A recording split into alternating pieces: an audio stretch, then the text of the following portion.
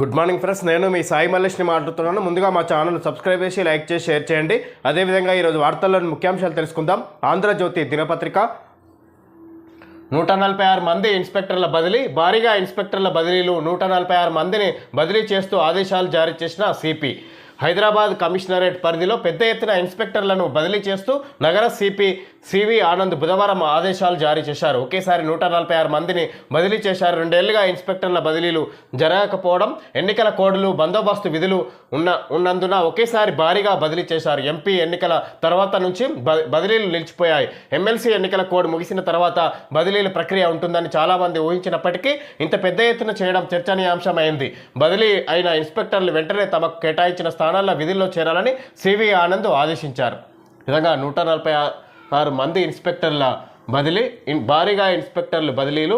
146 మందిని బదిలీ చేస్తూ ఆదేశాలు జారీ చేసిన సిపి. ఈ విధంగా పెద్ద ఎత్తున ఇన్స్పెక్టర్లను బదిలీ చేశారు. ఈ విధంగా ఇక్కడ సర్కిల్ సిఐలను బదిలీ చేసినట్టుగా చూసుకోవచ్చు. ఈ విధంగా 146 మందిని ఇంత ముందుకు ఎంపీ ఎలక్షన్ల ముందే బదిలీ అయ్యేది ఉంటే అది అప్పుడు కుదరకపోవడంతో ఇప్పుడు పెద్ద ఎత్తున 146 మందిని బదిలీ చేశారు. ఇక్కడ త్వరితగతిన ఎవరైతే బదిలీ అయ్యారో వాళ్ళందరూ వాళ్ళ ప్లేసుల్లో ఇక్కడ తొందరగా అక్కడ జాయిన్ అవ్వాలన్నట్టుగా, అడ్మిట్ అవ్వాలన్నట్టుగా ఇక్కడ సివి ఆనంద్ కుమార్ ఆనంద్ తెలియజేసినట్టుగా చూసుకోవచ్చు. తమకు కేటాయించిన స్థానాల్లో విధుల్లో చేరాలని సివి ఆనంద్ ఆదేశించారు. అయినా ప్లేస్ మారలేదు. 10 ఫలితాల్లో మళ్ళీ 30వ స్థానమే. 2024లో కూడా హైదరాబాద్కు ఇదే ర్యాంకు. కలెక్టర్ కదిలిన ఆశించిన ఫలితాలు కరువు. జిల్లాలో 88.53% ఉత్తీర్ణత. గత ఏడాదితో పోల్చితే 1.77% పెరుగుదల. రాష్ట్ర ర్యాంకుల్లో మాత్రం అదే స్థానం. మేడ్చల్లో 90.76%. రంగారెడ్డి జిల్లాలో 87.84% ఉత్తీర్ణత.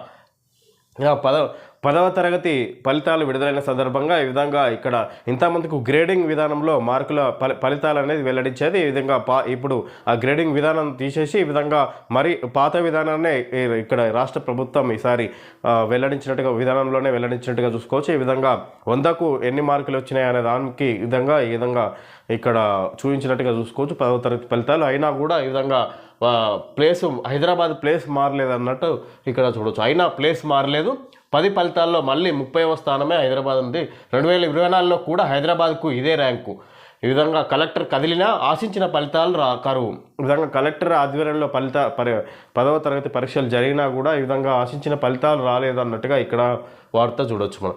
10వ తరగతి పరీక్షల్లో రాష్ట్ర రాజధాని హైదరాబాద్ జిల్లాలో ఈసారి అధిక ఉత్తీర్ణత శాతం రావాలి. ప్రభుత్వ ప్రైవేట్ పాఠశాలల హెచ్ఎంలు ప్రత్యేక శ్రద్ధ వహించి విద్యార్థులను సన్నద్ధులను చేయాలి.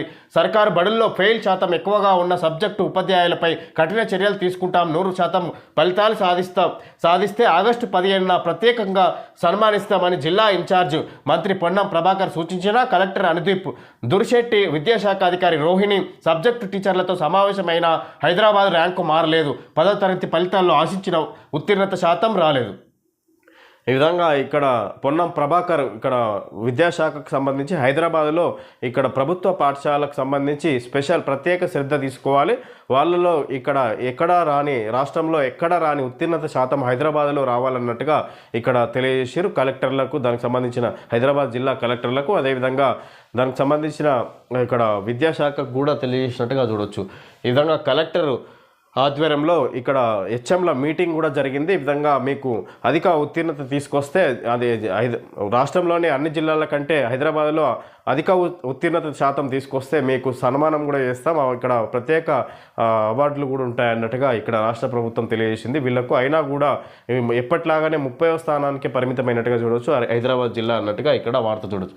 స్వల్ప ఉత్తీర్ణత శాతం పెరిగిన 2024-25 విద్యా సంవత్సరాన్ని పురస్కరించుకొని జిల్లాలోని ప్రభుత్వ ప్రైవేటు విద్యా సంస్థల విద్యా సంవత్సరాన్ని పురస్కరించుకొని జిల్లాలోని ప్రభుత్వ ప్రైవేటు విద్యా సంస్థల స్వల్ప ఉత్తీర్ణత శాతం పెరిగిన ఈ విధంగా ప్రభుత్వ ప్రైవేటు విద్యా సంస్థలను కలిపి వీళ్ళు ఒక నిర్ణయానికి వచ్చినట్టుగా చూసుకోవచ్చు.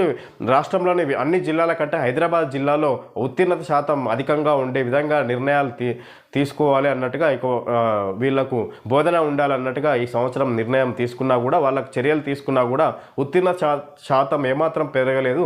అదే ర్యాంకు హైదరాబాద్ జిల్లాకు అదే ర్యాంకు వచ్చినట్టుగా చూడవచ్చు. ఈ విధంగా 30వ స్థానంలోనే ఉన్నట్టుగా చూడవచ్చు. అన్ని జిల్లాల కంటే కూడా ఇక్కడ దిగువన ఉంది హైదరాబాద్ అన్నట్టుగా ఇక్కడ చెప్పుకొస్తారు. ఫలితాలను చూసుకున్న అనంతరం స్వీట్లు తినిపించుకుంటూ బాలికల ఆనందం సత్తా చాటిన అమ్మాయిలు 10వ తరగతి వార్షిక ఫలితాల్లో మరోసారి బాలికలు సత్తా చాటారు. పలు ప్రాంతాల్లో ప్రభుత్వ పాఠశాలలకు చెందిన విద్యార్థులు సైతం ప్రైవేట్ పిల్లలతో పోటీపడి అత్యధిక మార్కులు సాధించారు. జిల్లాలో పరీక్ష రాసిన మొత్తం విద్యార్థుల్లో బాలురు 85.55% పాస్ కాగా బాలికలు 91.37% ఉత్తీర్ణత సాధించారు.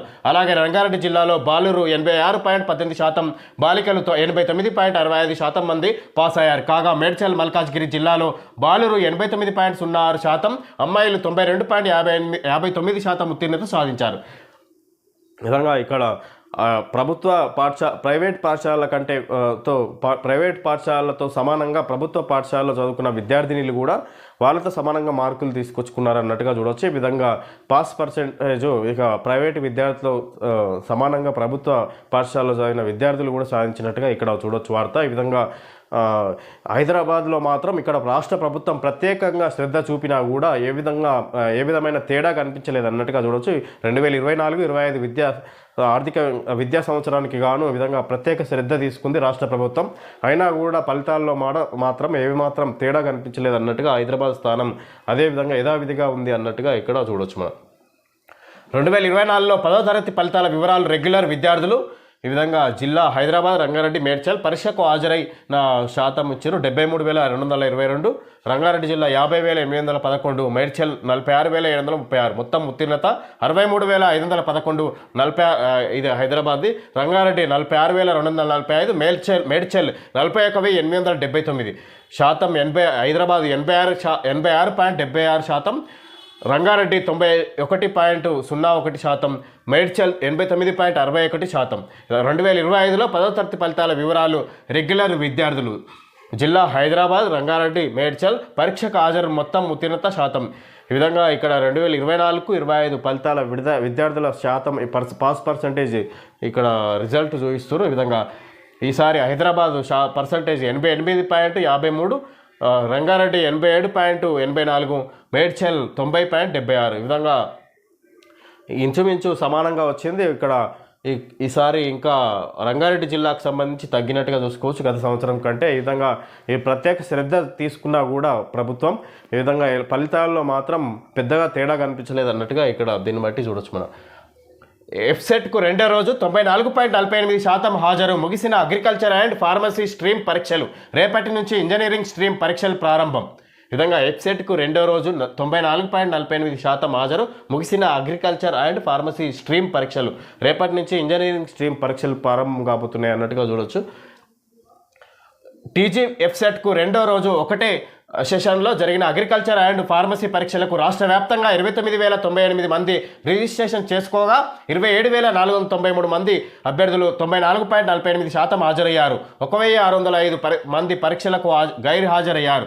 అత్యధికంగా ఆదిలాబాద్ జిల్లాలో 98%, నల్గొండ, మహబూబ్ నగర్ జిల్లాలో 97% మంది అభ్యర్థులు ఎఫ్సెట్ రాశారు. గ్రేటర్ హైదరాబాద్లో జరిగిన ఎఫ్సెట్కు 95% మంది హాజరైనట్లు అధికారులు వెల్లడించారు. కాగా ఎఫ్సెట్ ఇంజనీరింగ్ స్ట్రీమ్ పరీక్షలు శుక్రవారం నుంచి ప్రారంభమై ఆదివారంతో ముగుస్తాయని SET co convener Vijay Kumar Reddy తెలిపారు. రోజు 2 సెషన్లలో జరుగుతాయని, రాష్ట్ర వ్యాప్తంగా 2.20 లక్షల మంది అభ్యర్థులు ఈ పరీక్షలకు హాజరు కానున్నట్లు వెల్లడించారు. పరీక్షల నిమిత్తం 124 పరీక్షా కేంద్రాలను ఏర్పాటు చేశామని, పరీక్ష ప్రారంభ సమయానికి 90 నిమిషాల ముందే అభ్యర్థులను లోపలికి అనుమతిస్తామని పేర్కొన్నారు. ఈ విధంగా రేపటి నుంచి ఇంజనీరింగ్ స్ట్రీమ్ పరీక్షలు ప్రారంభం. ఈ విధంగా ఎఫ్సెట్కు రెండో రోజు 94.48% హాజరు. ఈ విధంగా ఏదైతే అభ్యర్థులు పరీక్షకు అప్లికేషన్ చేసుకున్నారో రాయడానికి ఈ విధంగా అందులో 94.48% హాజరైనారు అన్నట్టుగా ఇక్కడ చూడవచ్చు. అదేవిధంగా ఇక్కడ అగ్రికల్చర్కి సంబంధించిన ఎగ్జామ్స్ పూర్తయినాయి. అదేవిధంగా ఇంజనీరింగ్కి సంబంధించి ఎఫ్సెట్కు రెండో రోజు అన్నట్టుగా చూడవచ్చు. ఈ విధంగా రేపటి నుంచి ఇంజనీరింగ్ స్ట్రీమ్ పరీక్షలు ప్రారంభం కాబోతున్నాయి అన్నట్టుగా చూడవచ్చు. ఈ విధంగా దానికి సంబంధించి ఇక్కడ పరీక్షా కేంద్రాలు 1 గంట 90 నిమిషాల ముందే పరీక్షల్లోకి పంపిస్తారంట. ఈ విధంగా దానికి సంబంధించిన విధి విధానాలు తెలియజేసినట్టుగా చూడవచ్చు. ఈ విధంగా 2.20 లక్షల మంది అభ్యర్థులు ఈ పరీక్షలకు హాజరు కానున్నట్లు వెల్లడించారు. పరీక్షల నిమిత్తం 124 పరీక్షా కేంద్రాలను ఏర్పాటు చేశామని, పరీక్ష ప్రారంభ సమయానికి 90 నిమిషాల ముందే అభ్యర్థులను లోపలికి అనుమతిస్తామని పేర్కొన్నారు. బొట్టు పెట్టి మంగళహారతులతో స్వాగతం. మిస్ వరల్డ్ పోటీ అతిథులకు ప్రత్యేక ఏర్పాట్లు. శంషాబాద్ విమానాశ్రయంలో స్వాగత వేదిక ఏర్పాట్లను పరిశీలించిన అధికారులు. విధంగా హైదరాబాద్లో మిస్ వరల్డ్ పోటీలు జరుగుతున్న సందర్భంగా ఈ విధంగా వాళ్లకు బొట్టు పెట్టి స్వాగతం పలుకుతున్న మంగళహారతులతో స్వాగతం. మిస్ వరల్డ్ పోటీ అతిథులకు ప్రత్యేక ఏర్పాట్లు. శంషాబాద్ విమానాశ్రయంలో స్వాగత వేదిక ఏర్పాట్లను పరిశీలించిన అధికారులు. ఈ విధంగా ఇక్కడ ఏదైతే మిస్ వరల్డ్ పోటీలకు వస్తున్న పోటీదారులు అదేవిధంగా ముఖ్య అతిథులకు బొట్టు పెట్టి స్వాగతం పలుకుతున్నారంటే ఈ విధంగా విమానాశ్రయంలో ప్రత్యేక ఏర్పాట్లు కూడా చేసినారన్నట్టుగా చూడొచ్చు.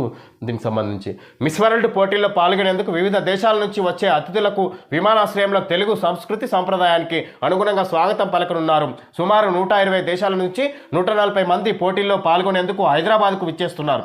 వారికి బొట్టు పెట్టి మంగళహారతులతో ఘన స్వాగతం పలకడానికి తెలంగాణ పర్యాటక అభివృద్ధి సంస్థ శంషాబాద్ ఆశ్రయం ఆవరణలో ప్రత్యేక వేదికను ఏర్పాటు చేస్తుంది. పర్యాటక శాఖ ముఖ్య కార్యదర్శి జయేష్ రంజన్, పర్యాటక అభివృద్ధి సంస్థ మేనేజింగ్ డైరెక్టర్ ప్రకాష్ రెడ్డి బుధవారం శంషాబాద్ విమానాశ్రయాన్ని సందర్శించి స్వాగత సత్కారాల ఏర్పాట్లను పరిశీలించారు. శంషాబాద్ పోలీస్ అధికారులతో సమావేశమై విమానాశ్రయ అధికారులు స్థానిక పోలీసుల సమన్వయంతో భద్రతపై ప్రత్యేక చర్యలు తీసుకోవాలని సూచించారు. కాగా మే 10 నుంచి 31 వరకు 72వ మిస్ వరల్డ్ పోటీలు హైదరాబాద్లో జరగనున్నాయి.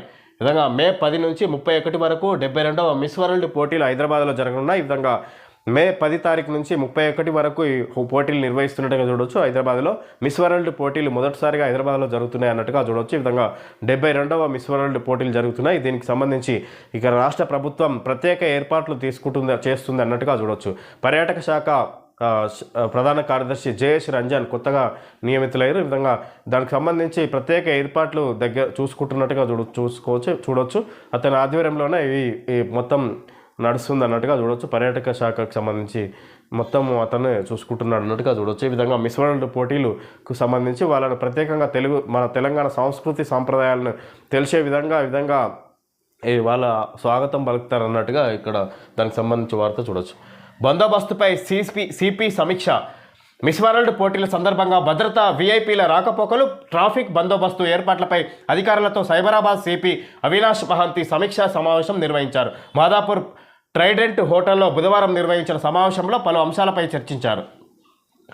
ఈ విధంగా సైబరాబాద్ సిపి అవినాష్ మహంతి సమీక్షా సమావేశం నిర్వహించారు. బందోబస్తు ఏర్పాట్లపై ఈ విధంగా వీఐపీలకు రక్షణ, అదేవిధంగా వివిధ దేశాల నుంచి వస్తున్న పోటీదారులకు ఈ విధంగా రక్షణ కల్పించడానికి గాను బందోబస్తును ఏర్పాటు చేయడానికి గాను హైదరాబాద్ సిపి అవినాష్ మహంతి సమీక్షా సమావేశం నిర్వహించారు. మాదాపూర్ ట్రైడెంట్ హోటల్లో బుధవారం నిర్వహించిన సమావేశంలో పలు అంశాలపై చర్చించినట్టుగా చూడవచ్చు. ఈ విధంగా మిస్ వరల్డ్ పోటీలకు అధిక శాతంలో హాజరబోతున్న అతిథులకు అదేవిధంగా పోటీదారులకు రక్షణ కల్పిస్తూ బందోబస్తును ఏర్పాటు చేయడానికి గాను ఈ విధంగా ఈ హైదరాబాద్ సిపి అవినాష్ మహంతి సమీక్షా సమావేశం నిర్వహించినట్టుగా చూడవచ్చు. ఆదివారాల్లోనూ అకాడమిక్ వర్క్ క్యాలెండర్ను సవరించిన జేఎన్టీయూ ఉత్తర్వులు జారీ చేసిన వర్సిటీ రిజిస్ట్రార్ 3 నెలల ముందే పూర్తి కానున్న డిగ్రీ బీటెక్ విద్యార్థుల్లో ఆనందం.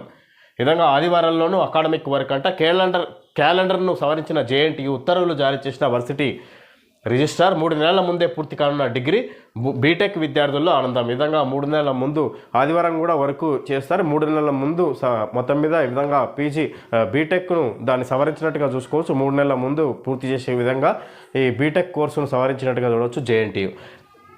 ప్రైవేట్ ఇంజనీరింగ్ కాలేజీలో బీటెక్ ఫైనల్ ఇయర్ చదువుతున్న విద్యార్థులకు జేఎన్టీయూ తీపి కబురు చెప్పింది. విద్యార్థులు తమ క్లాస్ వర్క్ను త్వరగా పూర్తి చేసుకునేందుకు వీలుగా అవసరమైతే ఆదివారాల్లోనూ తరగతులు నిర్వహించుకునేందుకు వీలు కల్పించింది. ఈ మేరకు యూనివర్సిటీ రిజిస్ట్రార్ తాజాగా ఉత్తర్వులు జారీ చేశారు. కోవిడ్ పరిణామాల అనంతరం బీటెక్ విద్యార్థులు అక్కడ మిస్ షెడ్యూల్ గందరగోళంగా తయారైంది. రెండో సెమిస్టర్ వేసవి సెలవుల అనంతరం నిర్వహించుకోవాల్సిన పరిస్థితులు ఎక్కడ ఏర్పడడంతో ఇంటర్న్షిప్, క్యాంపస్ ఉద్యోగాలకు వెళ్లాల్సిన విద్యార్థులు సెప్టెంబర్ వరకు వేచి ఉండాల్సి వస్తుంది. ఈ విషయాన్ని పలువురు విద్యార్థులు, తల్లిదండ్రులు university vice chancellor Kishan Kumar Reddy దృష్టికి తీసుకురావడంతో ఆయన సానుకూలంగా స్పందించారు. గతంలో సెప్టెంబర్ ఆఖరుకు ముగిసే సెకండ్ సెమిస్టర్ను 3 నెలల ముందుగా అంటే జూన్ నెలాఖరుకల్లా ముగిసేలా అకాడమిక్ క్యాలెండర్ను సవరించారు. రివైజ్డ్ క్యాలెండర్ ప్రకారం జూన్ నెలాఖరుకు బీటెక్ ఫైనల్ ఇయర్ పరీక్షలు పూర్తి చేసి మొదటి లేదా రెండో వారంలోగా విద్యార్థులకు ఫలితాలు ఇచ్చేందుకు వీలవుతుందని academic affairs director NV Ramana తెలిపారు. గతంలో మాదిరిగా కాకుండా 3 నెలల ముందు జూన్ గానే తమ బీటెక్ పూర్తి కానుండడంతో విద్యార్థులు సంతోషం వ్యక్తం చేస్తున్నారు. జేఎన్టీయూ పరిపాలన భవన్. ఈ విధంగా ఫైనల్ ఇయర్ బీటెక్ పూర్తిగా కాకుండా ఫైనల్ ఇయర్ విద్యార్థులకు ఇది సంబంధించినట్టుగా ఈ విధంగా ఆదివారాల్లోనూ ఈ విధంగా క్లాసులు తీసుకొని ఈ విధంగా త్వరితగతిన పూర్తి చేసుకునే విధంగా జేఎన్టీయూ నిర్ణయం తీసుకున్నట్టుగా చూసుకోవచ్చు. ఈ విధంగా ఇప్పుడు పాస్ అయ్యే final year BTech final year pass అయ్యే విద్యార్థులకు ఇక్కడ జూన్ నెలాఖరికల్లా ఈ విధంగా ఫలితాలు విడుదలయ్యే విధంగా జేఎన్టీయూ నిర్ణయాలు తీసుకున్నట్టుగా చూడొచ్చు. ఒక్కరోజే 10,575 ట్యాంకర్ల బుకింగ్. వాటర్ బోర్డు చరిత్రలోనే అత్యధికం. ఎండలు ముదరడంతో పెరిగిన బుకింగ్లు. ఏప్రిల్లో మొత్తం 2.90 లక్షల ట్యాంకర్లు. సరఫరాలో ఇబ్బందులు లేకుండా చర్యలు. ఒకరోజే 10,575 ట్యాంకర్లు బుక్ అయ్యాయి. వాటర్ బోర్డు చరిత్రలోనే ఈ స్థాయిలో బుక్ కావడం ఇదే తొలిసారి. భారీ వర్షాభావ పరిస్థితులతో భూగర్భ జలాలు అడుగంటిపోయి వాటర్ బోర్డు నీళ్లే ఆధారం అవడంతో గతేడాది మేలో అత్యధికంగా ఒకే రోజు 8,400 ట్యాంకర్లు బుక్ అయ్యాయి. ఈ ఏడాది ఏప్రిల్ 28న అత్యధికంగా 10,575 ట్యాంకర్లను నగరవాసులు బుక్ చేసుకోవడం గమనార్హం. అయినప్పటికీ 24 గంటల్లోనే డెలివరీ అయ్యేలా చర్యలు తీసుకుంటున్నట్లు అధికారులు తెలిపారు. ఈ విధంగా గత సంవత్సరం కంటే ఈ విధంగా అత్యధికంగా 10,575 ట్యాంకర్లు బుక్ చేసుకుంటున్నారు అన్నట్టుగా చూడవచ్చు. ఈ విధంగా ఈ వర్షాలు సరిగా పడక ఈసారి బోర్ నీళ్ళు సరైన విధంగా రావడం లేదన్నట్టుగా చూసుకోవచ్చు. ఈ విధంగా దానికి సంబంధించి ఈ విధంగా నీటి కొరత ఏర్పడడంతో ఈ విధంగా ప్రభుత్వం నుంచి ఈ విధంగా వాటర్ సేకరిస్తున్నట్టుగా చూడవచ్చు. ఈ విధంగా హైదరాబాద్ నగరవాసులు మొత్తంగా ఈసారి గత సంవత్సరం కంటే 10,575 ట్యాంకర్లు బుక్ చేసుకొని వాడుకుంటున్నారు అన్నట్టుగా ఇక్కడ చెప్పుకొస్తారు. ఇంకా దానికి సంబంధించిన శాఖ ఈ విధంగా త్వరితగతిన అధికంగా బుకింగ్స్ వచ్చినాయి. ఆ బుకింగ్స్ తగ్గట్టుగానే వాళ్ళకి తగిన సమయంలోనే వాటర్ను చేరుస్తున్నాం అన్నట్టుగా చెప్పుకొస్తారు వాళ్ళు.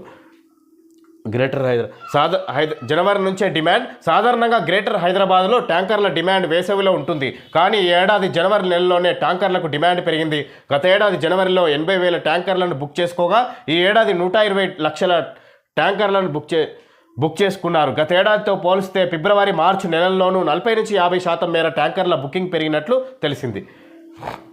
ఈ విధంగా ఇక్కడ జనవరి నుంచే మామూలుగా బుకింగ్లు పెరుగుతూ వస్తుంటాయి. కానీ గత సంవత్సరం 80,000 జనవరిలో 80,000 ట్యాంకర్లు బుక్ చేసుకుంటే ఈ సంవత్సరం 1,20,000 ట్యాంకర్లను బుక్ చేసుకున్నారు. ఇక్కడ జనవరి నుంచే వాటర్ను బుక్ చేసుకోవడం ఎక్కువ పెరుగుతూ వస్తుంది. ఈ విధంగా ఈసారి వర్షాభావ పరిస్థితులు వర్షాలు సరిగా పడక ఈ విధంగా ఈ పరిస్థితి వచ్చింది అన్నట్టుగా ఇక్కడ చెప్పుకొస్తారు. ఏప్రిల్లోనే దాటిన 10,000 మార్కు. గత ఏడాది మండు వేసవి మే నెలలో కూడా రోజువారీగా ట్యాంకర్ల బుకింగ్ 9,000 దాటలేదు. ఈ ఏడాది ఏప్రిల్ నెలలోనే 10,000 దాటడం చర్చనీయాంశంగా మారింది. ఏప్రిల్ 1న 8,943. ఈ విధంగా ఏప్రిల్ నెలలోనే 10,000 ట్యాంకర్లు బుకింగ్ అనేది 10,000 దాటేసింది.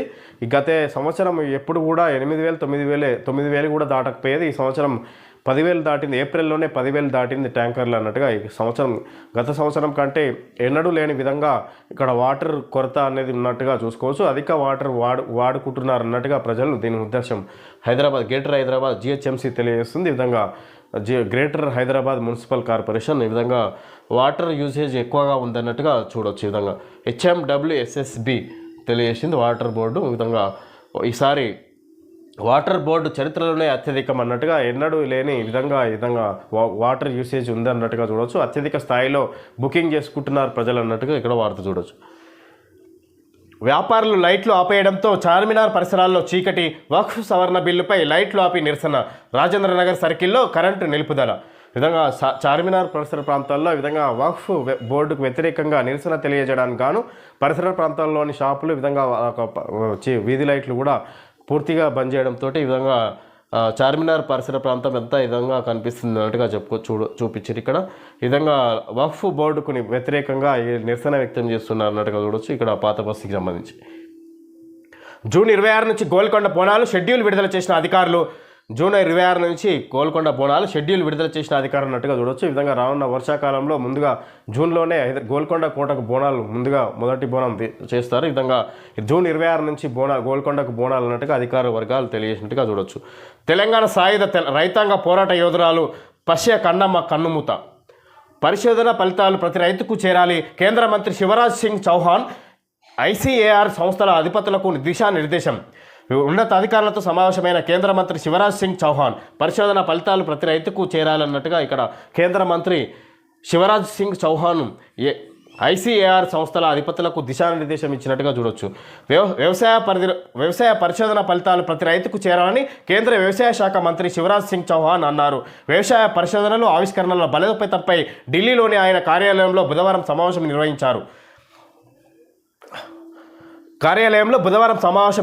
భారత వ్యవసాయ పరిశోధన మండలి ICAR director general doctor Mangilal జాట్తో పాటు వ్యవసాయ రంగ ప్రముఖులు సమావేశంలో పాల్గొన్నారు. అదే సమయంలో రాజేంద్రనగర్లోని జాతీయ వరి పరిశోధన సంస్థ ఐఐఆర్ఆర్, జాతీయ చిరుధాన్యాల పరిశోధన సంస్థ ఐఐఎంఆర్, జాతీయ వ్యవసాయ పరిశోధన నిర్వహణ సంస్థ నార్మ్, జాతీయ నూనె గింజల పరిశోధన సంస్థ IIOR, national institute of plant health management NIPHM, national bureau for plant genetics research NBPGR, project director of poultry PDP సంస్థల డైరెక్టర్లు, ఉన్నతాధికారులు వర్చువల్గా సమావేశంలో పాల్గొన్నారు. మంత్రి మాట్లాడుతూ ఖరీఫ్ విత్తే సమయంలో రైతులు సోయాబీన్ పండించేలా చూడాలని సూచించారు. గోధుమ, వరితో పాటు పప్పు ధాన్యాలు, నూనె గింజల ఉత్పత్తిని పెంచేలా పరిశోధనలు జరగాలన్నారు. ఈ విధంగా ఇక్కడ కేంద్ర మంత్రి శివరాజ్ సింగ్ చౌహాన్ తెలియజేస్తారు. ఈ విధంగా ఈ ఐసీఏఆర్ సంస్థల అధిపతులకు దిశానిర్దేశం. ఈ విధంగా ఈ రైతులకు సీడ్స్ అధిక మొత్తంలో అందజేయాలి.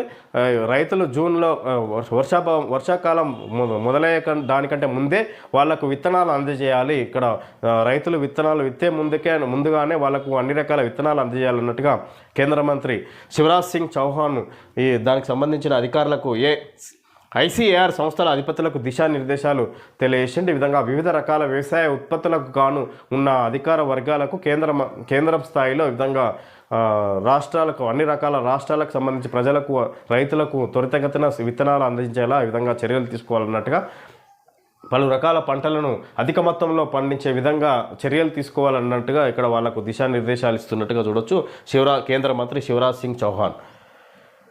ముగ్గురు గంజాయి విక్రేతల అరెస్ట్, 24 కిలోల సరుకు స్వాధీనం. గంజాయి విక్రయాలు చేస్తున్న ముగ్గురిని CCS పోలీసులు అరెస్టు చేశారు. తలాబ్ కట్టా భవానీ నగర్కు చెందిన మహమ్మద్ ఓమర్ 21, అదే ప్రాంతానికి చెందిన మహమ్మద్ గౌస్ హుసేన్ 47, మహమ్మద్ సోహైల్ 20 కలిసి గంజాయి విక్రయాలు చేస్తున్నారు. వీరిపై నిఘా పెట్టిన పోలీసులు గంజాయి విక్రయిస్తుండగా అరెస్టు చేశారు. వీరి నుంచి 24 కిలోల గంజాయి, 3 సెల్ ఫోన్లు స్వాధీనం చేసుకున్నారు. ఈ విధంగా ముగ్గురు గంజాయి విక్రేతల అరెస్టు. ఈ విధంగా పలు ప్రాంతాలకు చెందిన ముగ్గురు వ్యక్తులు గంజాయి విక్రయిస్తున్న సందర్భంగా వాళ్ళని పట్టుకొని అరెస్ట్ చేసినట్టుగా చూసుకోవచ్చు హైదరాబాద్ పోలీసులు. భూసేకరణ ప్రక్రియ సత్వరమే పూర్తి చేయాలి. GHMC commissioner RV Karnan Aramghar flyover ర్యాంపుల నిర్మాణానికి కావాల్సిన భూసేకరణ ప్రక్రియను సత్వరమే పూర్తి చేయాలని అధికారులను GHMC కమిషనర్ RV కర్ణన్ ఆదేశించారు. ఆరాంఘర్ నుంచి జూ పార్క్ వరకు చేపట్టిన ఫ్లైఓవర్ శాస్త్రీపురం ROB పనులను బుధవారం ఆయన పరిశీలించారు. ROB రైల్వే పోర్షన్ పెండింగ్లో ఉందని ప్రాజెక్టు శ్రీనివాస్ కమిషనర్కు వివరించారు. రైల్వే CEతో సమన్వయం చేసుకొని తొందరగా పనులు పూర్తి చేయాలని అధికారులను కమిషనర్ ఆదేశించారు.